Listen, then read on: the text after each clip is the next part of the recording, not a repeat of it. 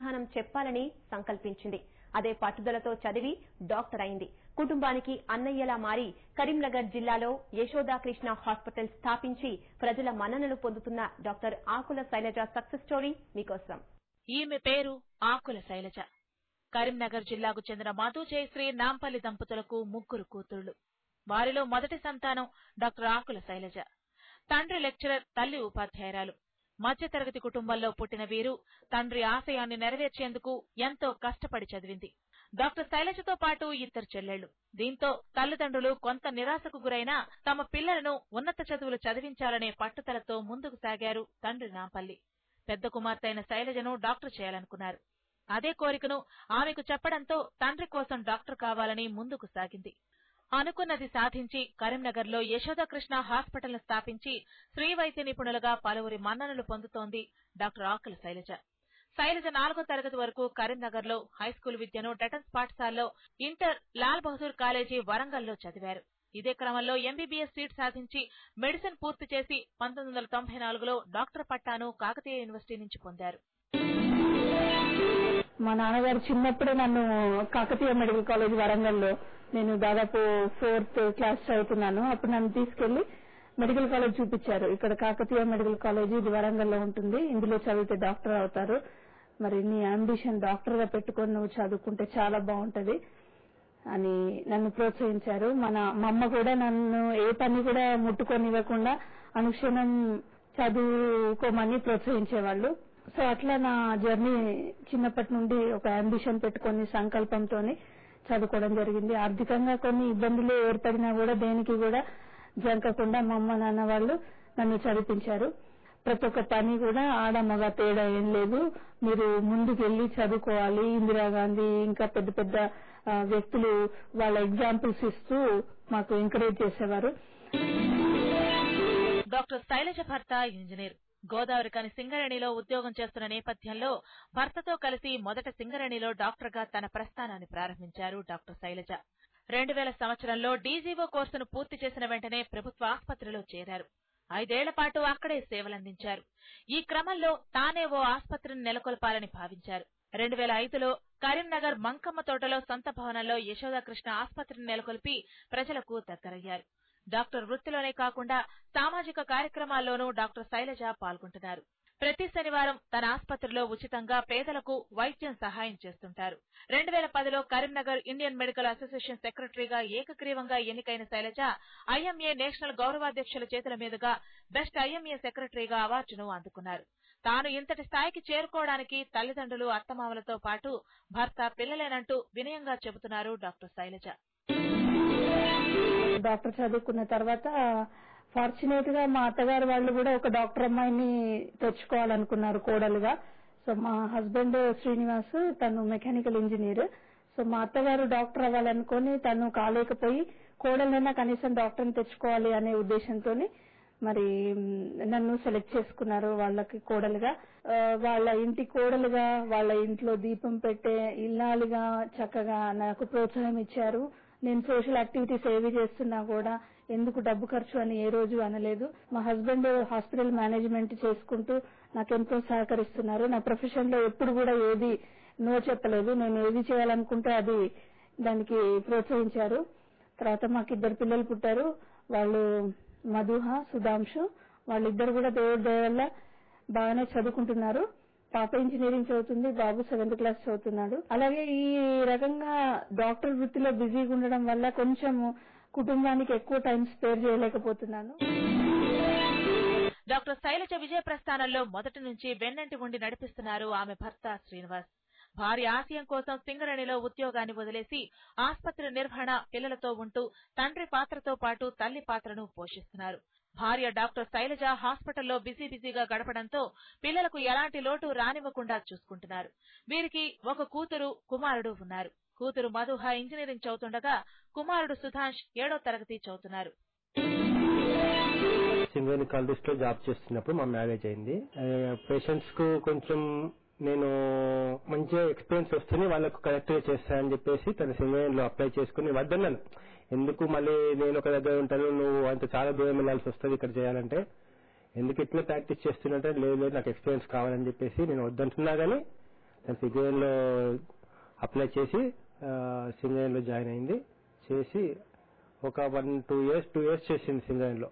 America వెళ్దామని చెప్పేసి స్టేట్స్కి వెళ్దామని చెప్పేసి ట్రై చేసి హైదరాబాద్కి వెళ్ళాను. తను కూడా అదే టైంలో డీజో వచ్చింది. ఇద్దరం కూడా సపరేట్గా, నేను హైదరాబాద్లో ఉండటము, తను కొన్ని రోజులు నా హైదరాబాద్లో గాంధీలో 1 year చేసింది. గాంధీలో 1 year చేసినాక కాకతీయకి వెళ్ళింది అనమాట. సో తను హాస్టల్లో ఉన్నది గాంధీలో, నేను బయట ఉన్నాను. అట్లా కొంచెం కష్టపడ్డాం స్టార్టింగ్ లో, కొంచెం మ్యారేజ్ అయినాక. సో అదే టైంలో తనకు గవర్నమెంట్ జాబ్ వచ్చింది. సో గవర్నమెంట్ జాబ్ వచ్చింది కదా, సరే కొన్ని రోజులు అక్కడ గవర్నమెంట్ జాబ్ కూడా మేడం హాస్పిటల్లో వర్క్ చేస్తున్నప్పుడు పిల్లలంటే చాలా ఇష్టము. పిల్లల గురించి పాపం తను వచ్చి వాళ్లకు చెప్పాలని చాలా ఉంటుంది, వాళ్ళతో స్పెండ్ చేయాలని చాలా ఉంటది. కానీ ఏంటంటే తను రాలేదు కాబట్టి అట్లీస్ట్ వాళ్ళు వచ్చే టైంకి మాత్రము ఓపీ అంతా ఏదున్నా కానీ పక్కన పెట్టుకుని కంపల్సరీ పైకి వచ్చి వాళ్ళతో కొంచెం టైం స్పెండ్ చేసి వెళ్తుంది. ఓవైపు తల్లిదండ్రుల ఆశయం, మరోవైపు డాక్టర్ కావాలన్న పట్టుదలే ఆమెను ఈ స్థాయికి చేర్చిందంటారు శైలజ కుటుంబ సభ్యులు. భార్య ఆశయం కోసం తన ఉద్యోగాన్ని వదిలి చేదోడు వాదోడుగా నిలిచిన భర్త శ్రీనివాస్ దంపతులు భవిష్యత్తులో మరిన్ని విజయాలు సాధించాలని ఆశిద్దాం.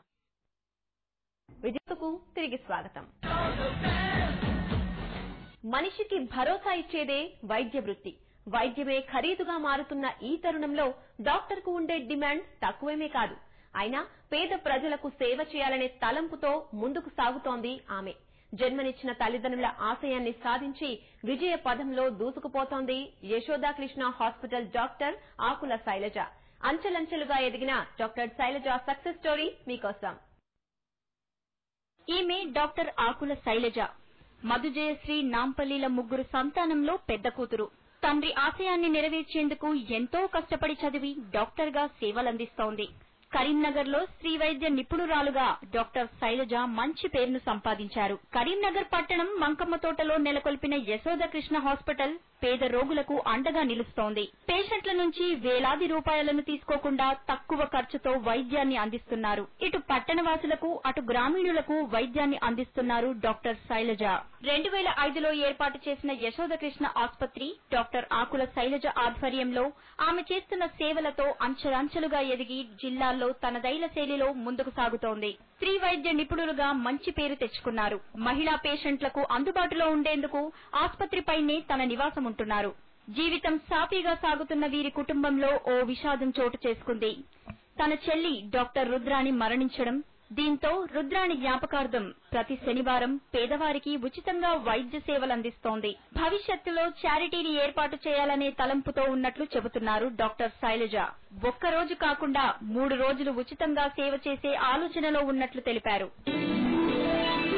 యశోదకృష్ణ హాస్పిటల్ కట్టి అది 2005లో స్టార్ట్ చేయడం జరిగింది. అనుకోకుండా ఒక ప్రమాదవశాత్తు మేము 3 సిస్టర్స్ లో ఒక సిస్టర్ చనిపోయింది. ఆ సిస్టర్ పేరిట నేను ప్రతి శనివారము ఉచిత వైద్య సేవలు అందిస్తున్నాను. శనివారం అంగడికి చాలా మంది పేద ప్రజలు వచ్చేవాళ్ళు, వాళ్ళని నేను ఫ్రీగా చూసేదాన్ని.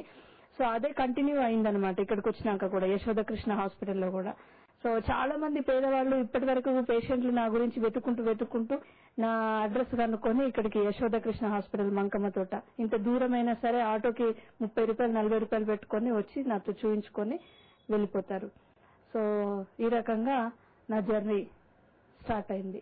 ఇంకా భవిష్యత్తులో పేషెంట్స్ కి చారిటీ ఎక్కువ చేయాలనుకుంటున్నాను. ఎందుకంటే నేను గవర్నమెంట్ హాస్పిటల్, గవర్నమెంట్ కాలేజీలో చదువుకున్నాను.